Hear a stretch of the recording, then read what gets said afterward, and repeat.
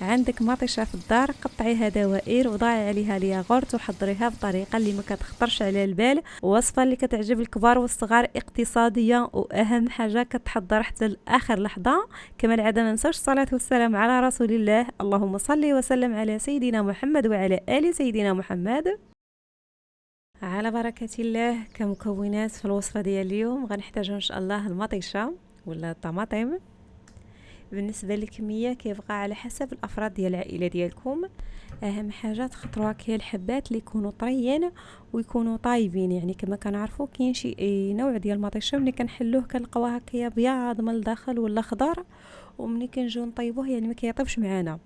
لهذا ملي تبغوا تخطروا المطيشه ديالكم حاولوا كتخطروا اللون ديالو يكون فاتح. وبالنسبه للنوعيه يعني اللي توفر عندكم، سواء كانت عندكم هذه اللي كتكون دايره ولا مطيشه سويهله ولا كلها، يعني كل واحد كيفاش كيسميها، مطيشه طويله. المهم النوع اللي عندكم كتخدموا به. هنايا المطيشه ديالنا بطبيعه الحال كنغسلوها، يعني كنطفوها ومن بعد ان شاء الله غنقشروها. يفضل كيتقشروها باش هكا ملي تجيو تخدموا بها ما يبقى لكمش داك القشيرات هكايا في المطيشه ديالكم. كندوز على الكميه كامله، وكما ذكرت لكم بالنسبه للكميه ديال المطيشه كيبقى على حسب نتوما شحال بغيتو تحضروا، يعني تقلوا ولا تكثروا. انا هنا عندي هاد الحبات يعني ماشي كبار بزاف لهذا كيبان لكم كثار. المهم الا كانوا الحبات هكايا غلاظ ما كديروش كميه كبيره. المهم عينكم ميزانكم، وكذلك على حسب الافراد ديال العائله. هنايا بالنسبه للمطيشه كنقطعوها كدوائر، ما يكونوش كبار بزاف، يعني رقاقه كاينه نوعا ما باش يطيبوا معنا.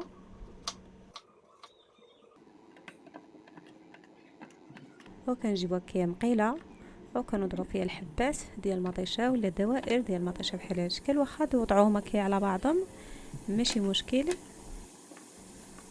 غنضيف هكا واحد شويه ديال زيت الزيتون، كما يمكن لكم تستخدموا خليط ما بين زيت الزيتون وزيت نباتي، وكذلك واحد 3 ديال الفصوص ديال الثوم، ولا كانت عندكم البودره ديال الثوم يمكن لكم تستخدموها حتى هي كتجي زوينه.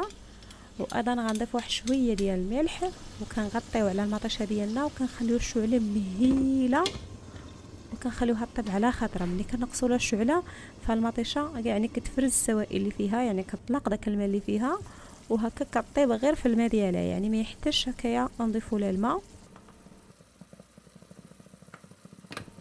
تقريبا خليتها هكا واحد 3 ديال الدقائق وبدات طيب. كنشوفوا هكا الحبات كاملين حتى كيطيبوا، ما كنحركوهاش. هنا غنرجع وغنخليها شي شويه، يعني في المجموع تقريبا خدات معايا كي واحد 6 ولا 7 ديال الدقائق، يعني كيبقى على حسب النوعيه ديال المطيشه ديالكم. كما ذكرت لكم كاينه المطيشه اللي كتاخذ الطياب كتكون هكا شويه قاصحه، ملي تحركوها وتلقاوها هكا كتمعس وكتولي هكا لاصوص مولا الصوص صافي، يعني كتمعسوها هكايا بالشوكه ولا هكايا بالمعاسه ديال البطاطا. صراحه بالنسبه للمعاسه ديال البطاطا كتمعسه مزيان وكتحصلوا هكايا على واحد الصوص اللي ناعم، يعني هكايا ما فيهش داك الطريفات ديال المطيشه. كما كنعرفوا بالنسبه للوليدات ملي كيبغيو كياكلوا ما كيبغيوش داك الطريفات ديال المطيشه، يعني اغلبيه ما كيبغيوش داك الطريفات ديال المطيشه كيبقاو باينين. يمكن لكم تمعسوها هكايا ولا تطحنوها، يعني كما حبيتوا. انا معستها غير بالمعاسه ديال البطاطا مزيان وحصلنا على هذا الصوص.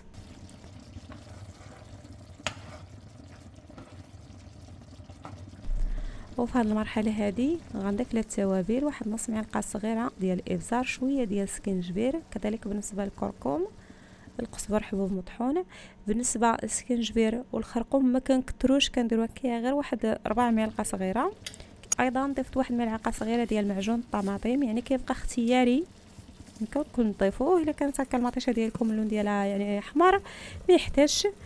غنضيف واحد شويه ديال الزعتر وواحد الحكه ديال الكوزه، يعني غير شي شويه، كيبقى اختياري، يعني يمكن لكم تضيفوها ولا تستغناو عنها، غير هي كتعطي هكا واحد المذاق اللي مميز.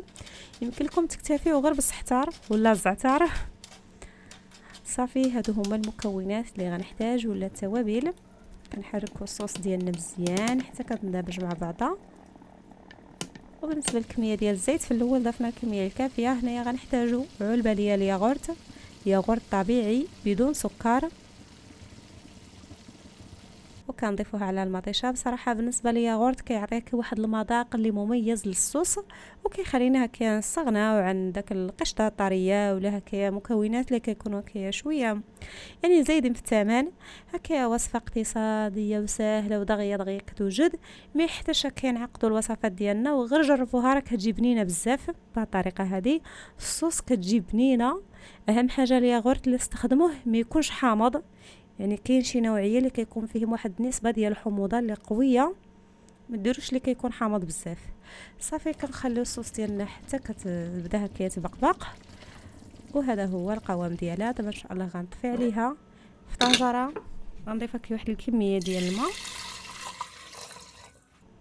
كنخليو الماء ديالنا يغلى.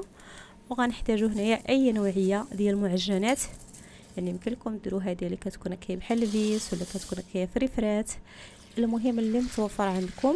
عندي هنايا 300 غرام كنغسلوها. ضروري تغسلوا المعجنات ديالكم، يعني كيكونوا هكا في المحلات سواء كانوا هكا في الكرتونه ولا في اي حاجه، يعني حلوهم كما كنقولوا، يعني غير شويه ديال الماء صافي باش كيبقى البال ديالنا مرتاح. غير هي المعجنات ما تغسلوهم حتى كيطيب الماء باش ما يلصقوش في بعضهم، حتى كيبدا الماء يبقبق عاد كترشوا عليهم شويه ديال الماء. كنضيف واحد شويه ديال زيت الزيتون، اوراق الراند، وواحد شويه ديال الملح، وكنخليو المعجنات ديالنا يطيبوا على خطرم دغيا كيطيبوا. ما تخليوهمش مده طويله حتى يفوت فيهم الطياب، خاصها تبقى فيهم داك المضغه باش تحسوا بالمذاق ديال المعجنات ملي كتاكلوهم. يعني الا خليتوهم حتى طابوا راه ما كيجيوش زوينين. وعاد حنا خلاص غنزيدو نطيبوهم شي شويه في المقله.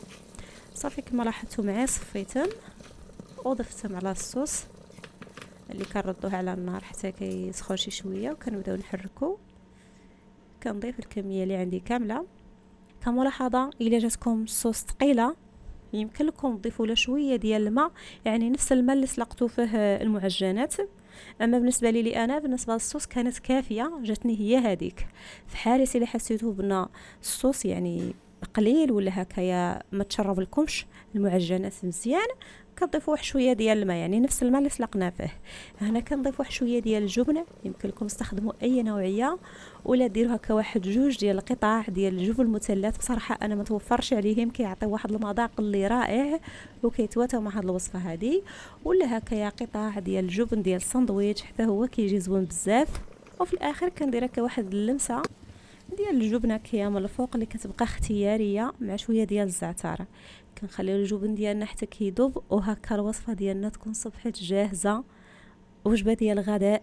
ولا يفضل ديروها في العشاء لانها خفيفه وراه كيحماقوا عليها الوليدات، وكذلك بالنسبه للكبار لان دائما كنتخباو في الوليدات، لان اغلبيه الوليدات صغار ما كيبغوش ياكلوا لنا بزاف ديال الوصفات، لهذا كنبقاو حنا غير تابعينها. المهم تعجب وليداتنا ومن بعد نفكروا حنايا في راسنا. لاحظوا معايا كيفاش كتجي معلكه، غير جربوها. وصفه سهله اقتصاديه، واهم حاجه كتجي بنينه بزاف، ولا حضرتوها تاكلوها بالصحه والراحه.